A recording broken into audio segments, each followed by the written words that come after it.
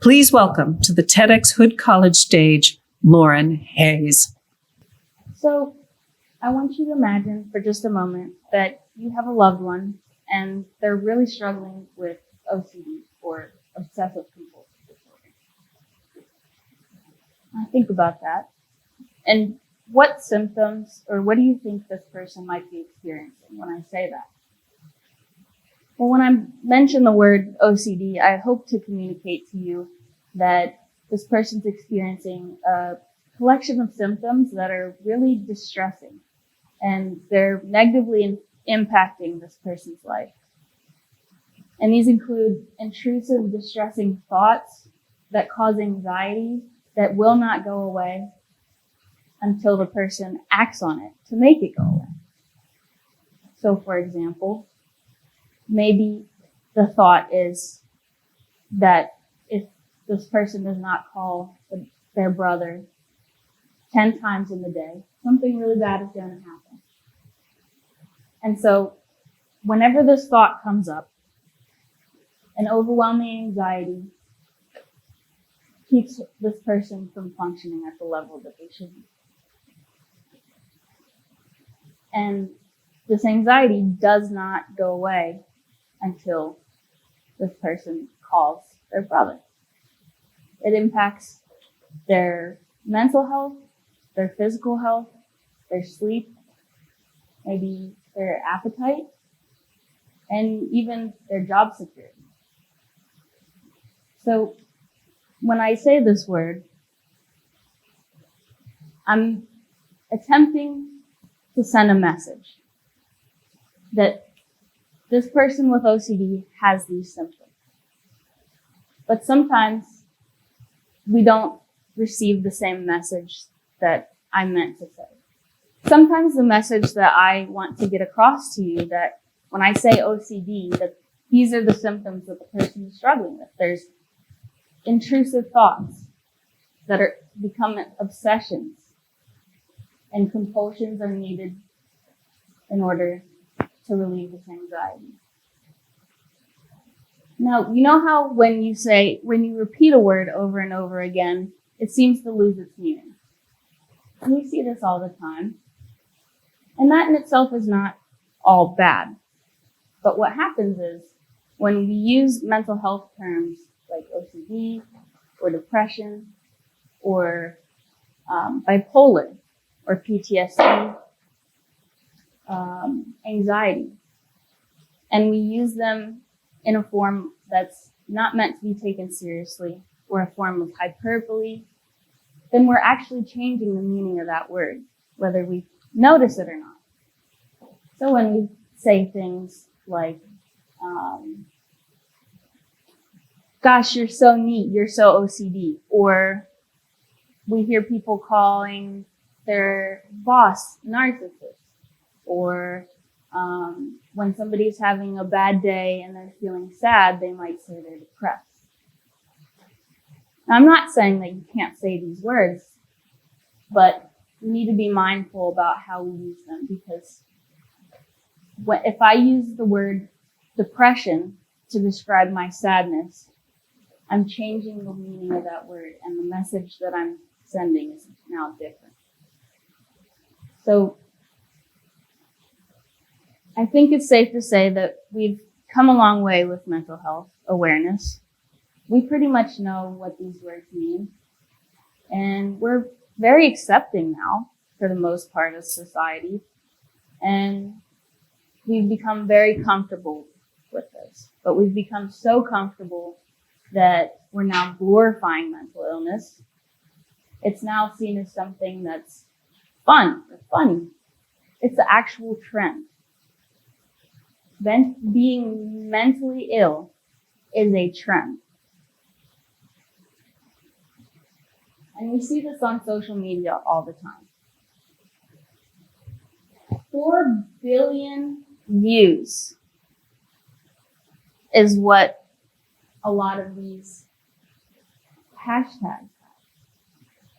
If you search hashtag trauma, you'll come up with a bunch of videos and you have all this information at your fingertips. But how do you know if that information is going to be helpful? Anxiety has now become something that we talk about every day almost. It's not shocking to hear. And to be honest, if I say the word anxiety, a lot of people aren't going to think of the symptoms that are in the DSM-5 for anxiety. They're going to think of that everyday mood or event of that fear. So when we describe our everyday moods or events using mental health terminology, we're changing the meaning of it. We're changing our perception.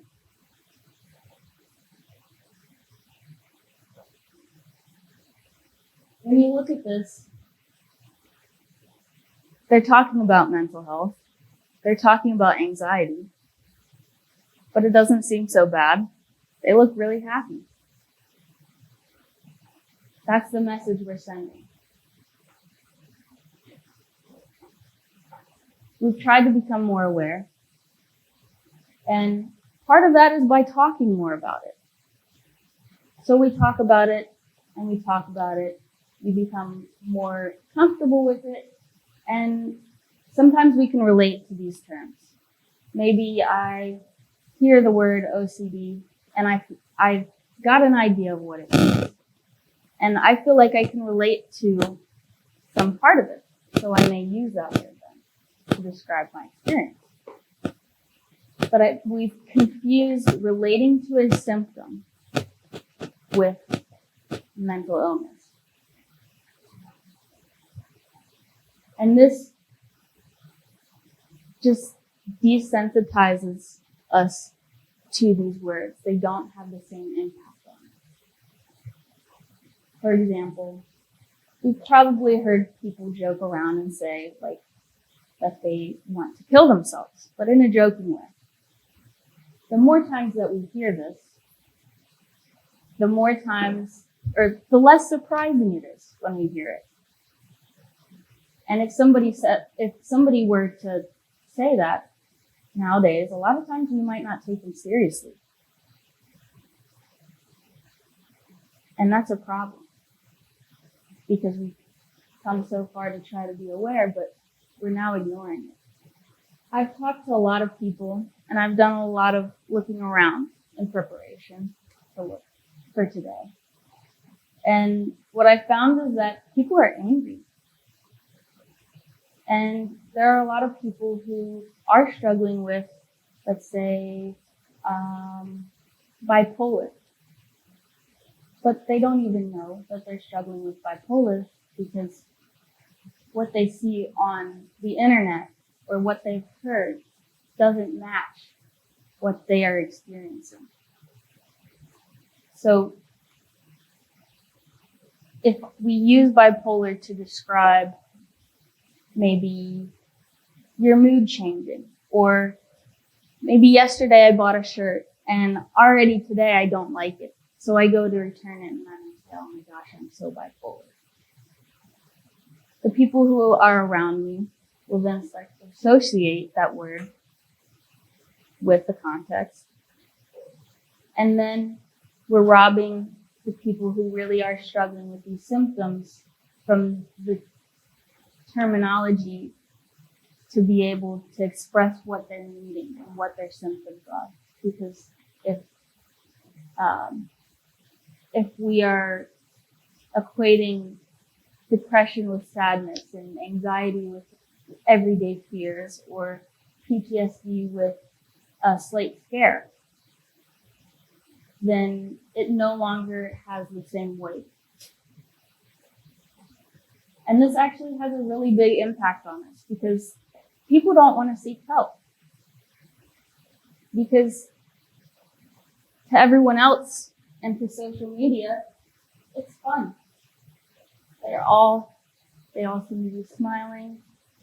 The way that it's portrayed online is an aesthetic. It's something that gets likes. So much so that That's the main motive. It's not, these posts aren't meant to help a lot of times because they're mostly just, it's popular. It is a way, it is a trend.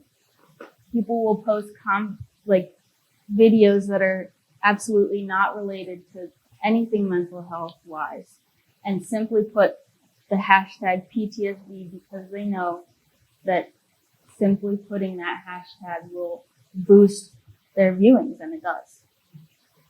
Hashtag bipolar has over 4 billion views on TikTok, not other social media. That is one social media outlet. And you can imagine that all of those posts have a lot of different information. A lot of it, we don't know where it comes from. We don't know where it comes from. People are sharing their experiences, and that's great. And we need that. That's how we've decreased stigma over time. But when we use it lightly or in any way that's not meant to be taken seriously, the meaning is changed. When I go out in the public today and say the word depression, people oftentimes are going to think something completely different other than the message that I want to communicate when I say that word depression. So we're keeping people from getting help. Because it also seems like everyone is able to talk about this and they seem okay. But maybe I'm really, really struggling with something. Maybe I'm really struggling with OCD or PTSD. And I see all these other people and they're also struggling, but they're portraying it in a way as if it's okay, and that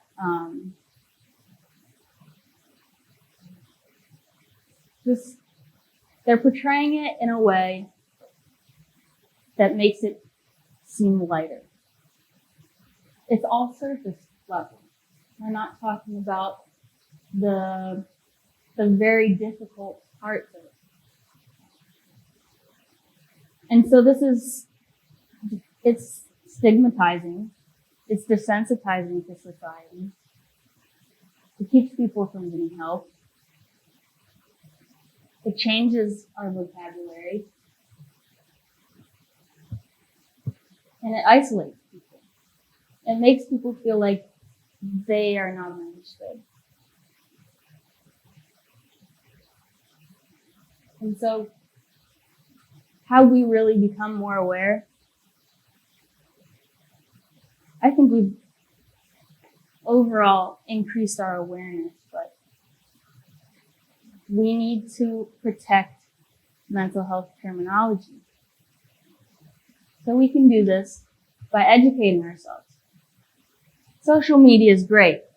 There are so many benefits to social media, especially for mental health. It can provide us resources. It can spread information that we need. And it can connect people. It can be a source of community and support. And that's so important for us to have. But we need to be cautious and sensitive to where we're finding our information. And when you hear people using mental health terminology in a light manner or maybe a joking manner, everyone seems to know multiple narcissists. Everyone seems to know lots of people with OCD, depression, PTSD, bipolar, anorexia, ADHD, autism. There's so many words that we've thrown around. So we need to be accurate in the way that we are communicating. if you can relate to a symptom, you can relate to a symptom. And that's okay. But we can't confuse relating to a symptom with those terms. So it's okay if we mess up. Like, it's okay if we accidentally use one of those words. But we can correct ourselves. We can say, well, that's not exactly what I meant when I said that. And we can stand up for other people, maybe when they are also using mental health terminology in a way that's not serious, and we can inform them and make sure that we're all on the same page. We need to advocate and be educated and educate. And we can simply do this by stating the facts. If someone is joking around about mental health terminology and you notice it, it's okay to be like, well, that's not actually how that word is meant to be used. Maybe this would be a better word to use. 200 years ago, 200 years ago, mental illness was hidden. But now people feel like they have to hide because the mental health terms don't mean what they actually are meant to mean. So it's just, the meaning has completely changed. So we're still silencing people because they don't have the ability